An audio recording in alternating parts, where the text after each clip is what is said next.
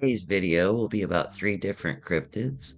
One is called Old Ned from New Brunswick, Canada, the Bunny Man of Virginia, and the Big Muddy Monster from Southern Illinois.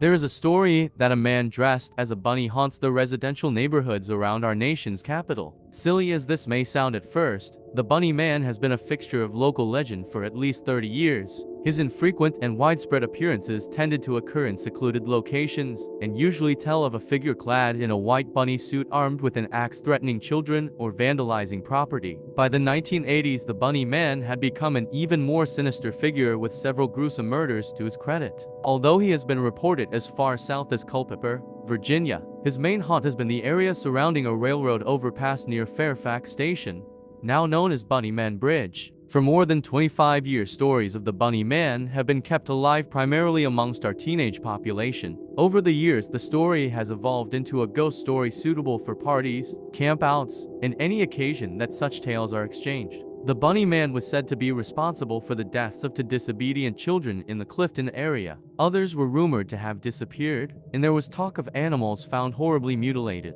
Who the Bunny Man was, and what motivated him to act in such a bizarre manner is still a mystery. However, the available evidence points to the October 1970 events as the genesis of the Bunny Man legend. The legend of the Big Muddy Monster started around midnight on June 25, 1973. Randy Needham and Judy Johnson were in a parked car near the Big Muddy River, hoping to take advantage of a little alone time together when they noticed a foul smell. As they turned and looked out the window to investigate, they saw a 7-foot monster staring back at them. Covered in white hair and mud, the creature looked like a cousin to the famed Bigfoot monster. With glowing red eyes and yellow teeth, the creature scared the adults enough to make them leave the area and file a police report. Police investigated the next day and found what appeared to be large narrow footprints. Later that day, Randy Kreth and Cheryl Ray reported seeing the creature on her parents' farm. Police reports said the couple got an up-close look at the creature. Both Randy and Cheryl watched and observed a large creature walk out of the patch of trees near the edge of the yard and then turn around and walk back into the field, the police report said. The creature was described as being 7 to 8 feet tall, weighing 300 to 350 pounds,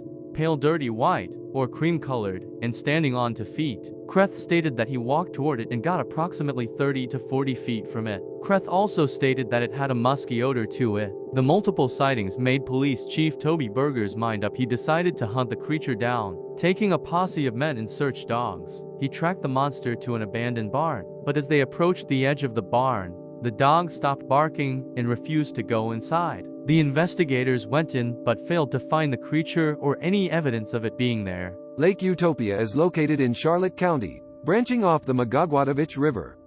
It's a decent-sized lake measuring approximately 7 kilometers in length and with a varying water level dependent on the resources being directed toward the Magagwatavich River hydroelectric dam. Lake Utopia is the hub of a cottage area, and both year-round residents and summer vacationers take advantage of the lake for swimming, boating and fishing. But in late winter and early spring, Lake Utopia belongs to Old Ned the Lake Monster. We're talking about a very old legend here. This one predates the European settlements. Old Ned's fame began way back in the late 1700s, when local Micmac passed on the story of a group of native hunters being chased in their canoes by a gigantic lake creature to the newly arrived Europeans. If this was intended as a way to keep the newcomers away from the lake fishing, it didn't work. No sooner did word spread than fishermen from the nearby townships began trying to catch themselves a sea monster. They set out in boats onto the lake, stringing baited handlines and giant nets, but to no avail. It seemed Old Ned wasn't interested in meeting his new neighbors just yet. Lake Utopia monster. That's not to say that Old Ned didn't have a change of heart. Quite to the contrary, it wasn't long before he began putting in appearances during the early thaw. Some speculated that the thinning ice was what drew him inshore after a cold winter. Others felt Old Ned was simply biding his time, setting his own schedule for a grand entrance. When he did pop up, folks were quick to describe the beast, each in their own fashion. Some said Old Ned was at least 30 feet long, though the commonly accepted length is close to 12 feet, with the head the size of an old-fashioned bathtub. Nowadays, he's cited as having a head of horse-ish dimensions. A few brave witnesses stayed close enough to report a mouthful of sharp teeth, with one even taking note of blood dripping from each and every tooth. He has a slender, undulating body that sweeps along semi-submerged. Most folks described Old Ned as covered in dark red scales, but even here, there was some debate as to his body color. Where there's even more debate is in terms of what exactly Old Ned is. I guess the answer to that question will vary with how keen one is on the idea of lake monsters. There's been the usual theories offered up, along with those based on known local wildlife. An explanation of this sort casts Old Ned as a giant sturgeon. Measuring 4 feet long and larger, covered in armor like plates and noted for their elongated bodies, these fish, once common in the St. John River, might seem good candidates for mistaken identity as lake monsters. Not so, at least not in this case. For starters, the sturgeon is a notably calm fish, docile enough around boats to have been fished nearly to extinction in some regions. Oh, and sturgeons have no teeth. This doesn't quite fit with the Old Ned tales, now does it? So much for the sturgeons.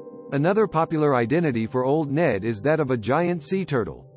There's nothing very slender, undulating or long about a turtle, no matter how giant a turtle we're talking about. I think this explanation can be swiftly disposed of, alongside packs of seals and otters. That leaves us with 3 viable options. Old Ned is an as yet unidentified cetacean. Whales, for example, are cetaceans, a leftover prehistoric water mammal, or an imaginary monster. I know which way I'm leaning. If I were you, I'd be careful about being too open in embracing option 3 anywhere near Lake Utopia. I doubt Old Ned would take kindly to being called imaginary, and he does have those big, bloody teeth. Well, that's all for this video. Are there any local legends where you live at? Please let me know in the comments. And I'll be doing some more of these cryptid videos, probably about twice a week now. So let me know what you'd like to see. Thanks.